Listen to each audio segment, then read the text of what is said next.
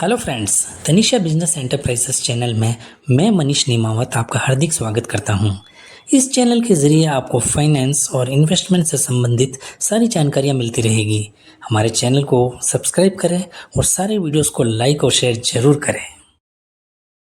दोस्तों, आज हम जितने भी मेजर फाइनेंशियल सर्विसेज के प्रोडक्ट्स होते हैं उनका ओवरव्यू देखेंगे और मैं ये भी बता देता हूँ कि हमारी कंपनी लगभग सारी फाइनेंशियल सर्विसेज में डील करती है। तो शुरू करते हैं। आपके सामने फाइनेंस सेक्टर के 4 मेजर सर्विस प्रोडक्ट्स के नाम दिए गए हैं: लोन्स, इंश्योरेंस, इन्वेस्टमेंट और savings.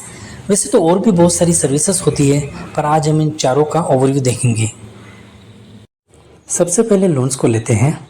Loans means borrowed funds, मतलब बैंकों या फाइनेंशियल इंस्टीट्यूशन से उधार लिया हुआ अमाउंट जिसको ब्याज के साथ टुकड़ों में वापस पे करना होता है। अब लोन्स भी बहुत प्रकार के होते हैं। जैसे फर्स्ट है पर्सनल लोन। इसमें हम अपनी पर्सनल नीड के अकॉर्डिंग लोन लेते हैं, जैसे medical expenses, purchase of new items, vacation, marriage expenses आदि। इंस्टेंट लोन, ये एक ऐसा लोन होता है जिसमें हमें लोन अमाउंट बहुत जल्दी मिल जाता है, और वह भी सिर्फ पैन कार्ड और आधार कार्ड पर। बिजनेस लोन, बिजनेस लोन तब लिया जाता है जब हमें अपने करेंट बिजनेस को बढ़ाना होता है, जैसे नई ब्रांच खोलनी हो या नया माल लेना हो या मशीन परचेस करनी हो आदि। होम लोन, जब भी हमें नया प्लॉट या घर खरीदना होता है या कंस्ट्रक्शन कराना होता है तब होम लोन लिया जाता है। मॉर्गेज लोन, खरीदी हुई प्रॉपर्टी जैसे घर या कोई कॉमर्शियल प्रॉपर्टी पर लोन लिया जाता है, उसे मॉर्गेज लोन कहते हैं। इसको लोन अगेंस्ट प्रॉपर्टी भी कहा जाता है। ऑटो लोन, जब भी हमें नई गाड़ी या पुरानी गाड़ी खरीदनी होती है तब हम ऑटो लोन लेते हैं।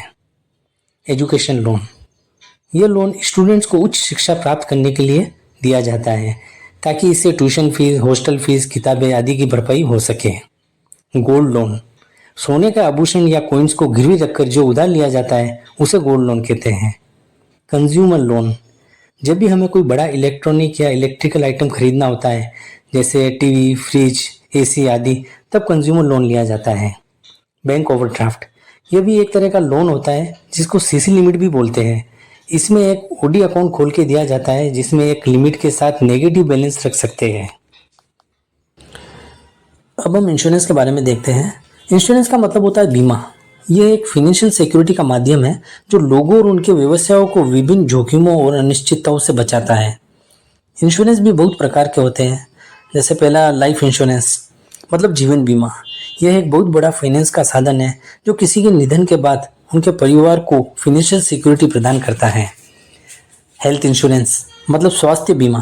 यह आपके और आपके परिवार वालों के चिकित्सा खर्चों को कवर करता है, जैसे हॉस्पिटल में भर्ती, सर्जरी, दवाइयाँ आदि खर्च। डिसेबिलिटी इंश्योरेंस, यह एक ऐसा बीमा है जो तब फाइनेंशियल सिक्योरिटी प्रदान करता है जब व्यक्ति किसी बीमारी, चोट या अन्य कारणों से काम करने में असमर्थ हो जाता है। जनरल इंश्योरेंस, मतलब सामान्य बीमा। यह एक बीमा है जिसमें बीमा कंपनी आपकी प्रॉपर्टी, वाहन, घर, बिजनेस आदि का फाइनेंशियल लॉस कवर करती है। इसके लिए काफ़ी सारे अलग अलग इंश्योरेंस लिए जाते हैं, जैसे car insurance, bike insurance, travel insurance, property insurance, marine insurance, मतलब माल को एक जगह से दूसरी जगह तक सुरक्षित पहुंचाना आदि। लोन इंश्योरेंस, यह एक प्रकार का बीमा है जो उधार ली गई राशि की सुरक्षा प्रदान करता है। यह बीमा पॉलिसी तब सहायता करती है जब लोन लेने वालों की मृत्यु हो जाती है या डिसेबिलिटी या अन्य कारणों से वह लोन चुकाने में असमर्थ हो जाता है। अब देखते हैं इन्वेस्टमेंट के बारे में। इन्वेस्टमेंट का मतलब है ऐसे साधनों में पैसा लगाना जिससे कि भविष्य में उसकी मूल्य वृद्धि या आय प्राप्त हो सके। इन्वेस्टमेंट के लिए काफ़ी साधन होते हैं, जैसे स्टॉक्स। इसको सरल भाषा में समझ लो कि शेयर मार्केट में पैसा लगाना। इसमें पैसों का मूल्य काफ़ी ऊपर नीचे होता है और जोखिम भरा भी होता है। काफ़ी बड़ी बड़ी कंपनियां शेयर मार्केट की लिस्ट में आती हैं। बॉन्ड्स, ये एक ऐसा इन्वेस्टमेंट ऑप्शन है जिसमें इन्वेस्टर को रेगुलर ब्याज और मूलधन की वापसी का आश्वासन दिया जाता है। बॉन्ड सरकारी या बड़ी कॉर्पोरेट कंपनी द्वारा जारी किया जाता है। कमोडिटीज, कमोडिटीज वे वस्तुएं होती है जिनका व्यापार मुख्य रूप से कच्चे माल के रूप में होता है, जैसे कि क्रूड ऑयल यानी कि कच्चा तेल, खाद्य वस्तुएं, मेटल्स जैसे कि सोना, चांदी, तांबा आदि। स्टॉक की तरह इसमें भी जोखिम होता है। म्यूचुअल फंड्स, म्यूचुअल फंड्स एक प्रकार का इन्वेस्टमेंट ऑप्शन है जिसमें इन्वेस्टर्स के पैसों को इकट्ठा करके अलग अलग कंपनीज में इन्वेस्टमेंट किया जाता है और इसकी देखरेख पेशेवर फंड मैनेजर द्वारा की जाती है। रियल एस्टेट, इसका मतलब है अचल संपत्ति में निवेश करना, जैसे कि भूमि, घर, दुकान, अपार्टमेंट आदि, और इनकी खरीद और बिक्री के माध्यम से लाभ प्राप्त होता है। फिक्स्ड डिपॉजिट, इसको सरल भाषा में एफडी बोला जाता है, जो कि एक सुरक्षित और फिक्स्ड इन्वेस्टमेंट ऑप्शन है। इसमें इन्वेस्टर अपनी राशि को एक निश्चित अवधि के लिए बैंक या फाइनेंशियल इंस्टीट्यूशन में जमा करते हैं और एक फिक्स ब्याज दर पर रिटर्न प्राप्त करते हैं। रिटायरमेंट प्लान्स, ये वो योजनाएं होती है जो सेवानिवृत्ति के बाद फाइनेंशियल सिक्योरिटी और स्थिरता प्रदान करने के लिए डिजाइन की गई होती है।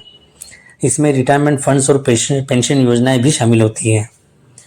क्रिप्टो करेंसीज एक नए जमाने की डिजिटल मुद्रा होती है जिसको भौतिक रूप से देखा नहीं जा सकता।